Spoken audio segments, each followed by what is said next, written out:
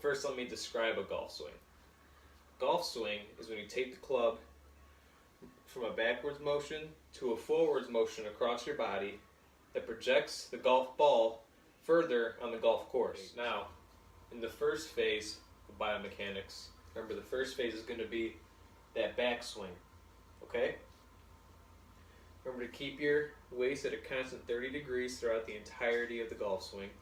Keep your head in line with your spine the entire time.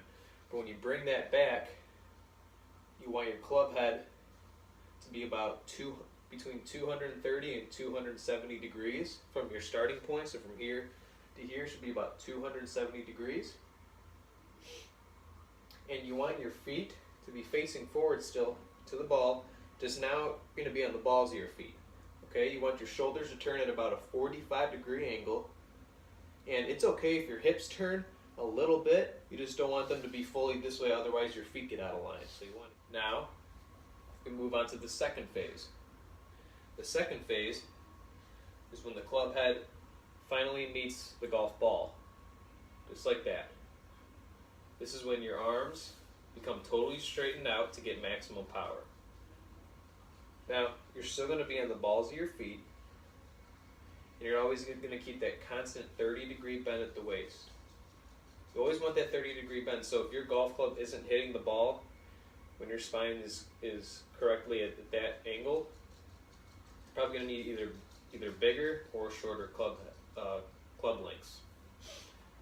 So when you finally hit the golf ball, everything should be squared. So it's going to be a 45-degree turn back with your shoulders, your knees, and your feet square with the ball. Now what comes next is your third position. Your third position is the follow through. So after you come in contact with the ball's flying in the air, and it's that follow through position. Alright?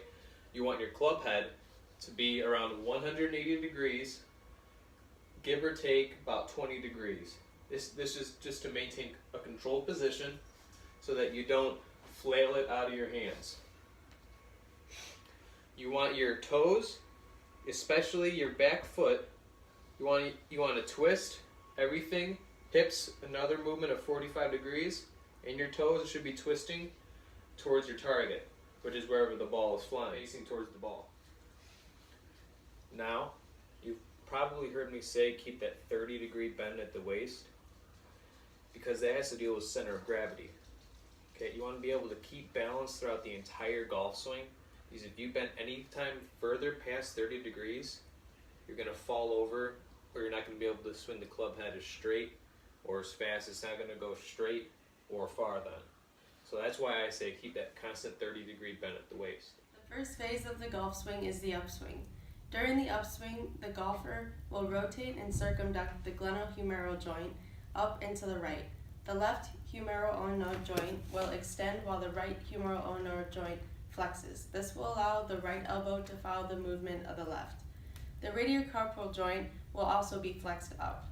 The right coxal will laterally rotate while the left coxal joint medially rotates. This will allow the golfer to transfer their weight to the back foot.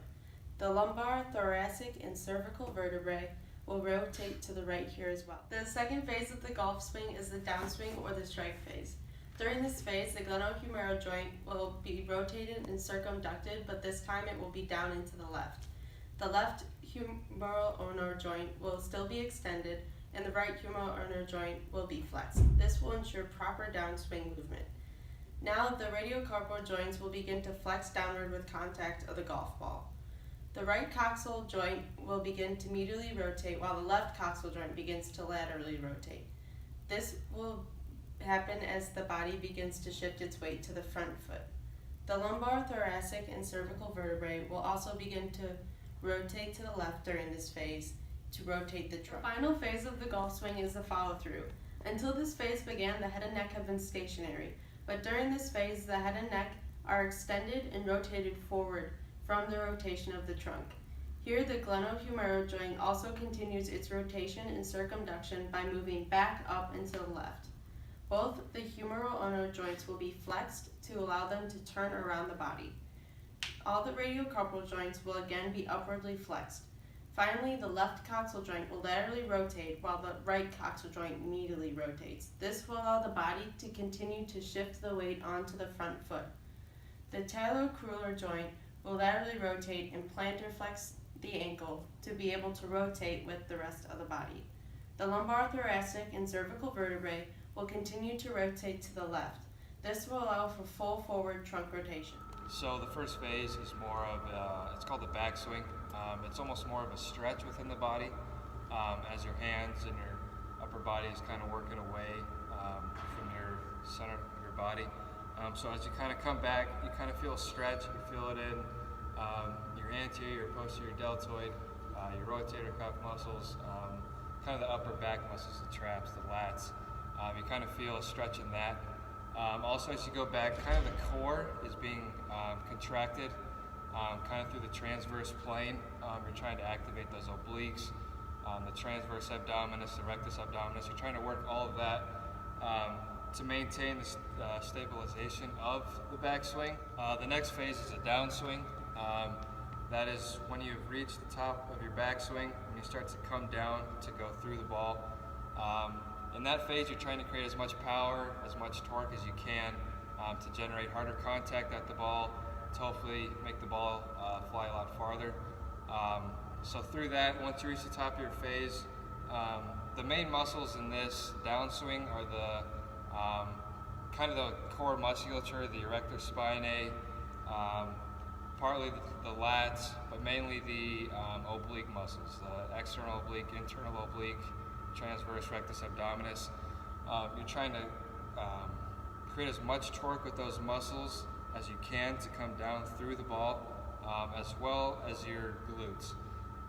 Those play a big role just because those are bigger muscles, those generate a lot more power through the ball, your glute medius, your glute maximus. So through that phase, as you're coming down through it, obviously you're activating your shoulder muscles and your upper back to help keep those shoulders stabilized with the club. That way you don't lose the path of the club. So the final phase is a follow through. That is once you have hit the ball, kind of coming up through the end of the finish, kind of seeing where the ball goes. That kind of still incorporates the exploding through the ball. You don't want to just hit the ball and kind of like come off of it and just kind of lose all of your power that you've generated. You kind of want to work through it, and as you kind of work through the ball, your obliques are still being activated, of course, but a lot of your glute medius, your hamstrings, as well as your gastrocnemius, you're trying to kind of push through that ball with that whole, kind of the lower leg has a lot to do with the follow. Exercises for that, for the lats, you could do bent over row, you could do seated row, you can do a bunch of different things for that. For your scaps and your rotator cuff area, you can do a lot of rubber bands, kind of stuff to do there. You can do a bunch of different variations there. For the lower body, as the quads and the hamstrings, you can do deadlift, as we discussed in class. You can do squats, which would work a lot. That would all work the really lower half of your body. So one of the great exercises for the obliques are the med ball side passes. Through this, you're trying to create trunk flexion as well as much torque through that transverse plane with your obliques.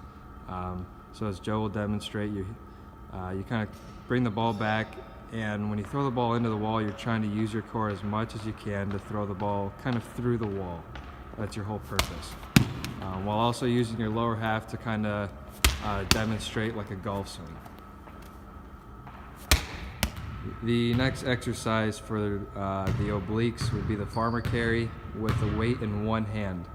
The purpose of this is when you pick up the weight, you're trying to stabilize that whole center of your body to stay upright, activating the other side, the opposite side obliques, to try and isometrically contract that to help your body stay upright and not lean towards the weighted side. As Joel explained, you're trying to contract that opposite side to stand upright, to work that core as much as you can.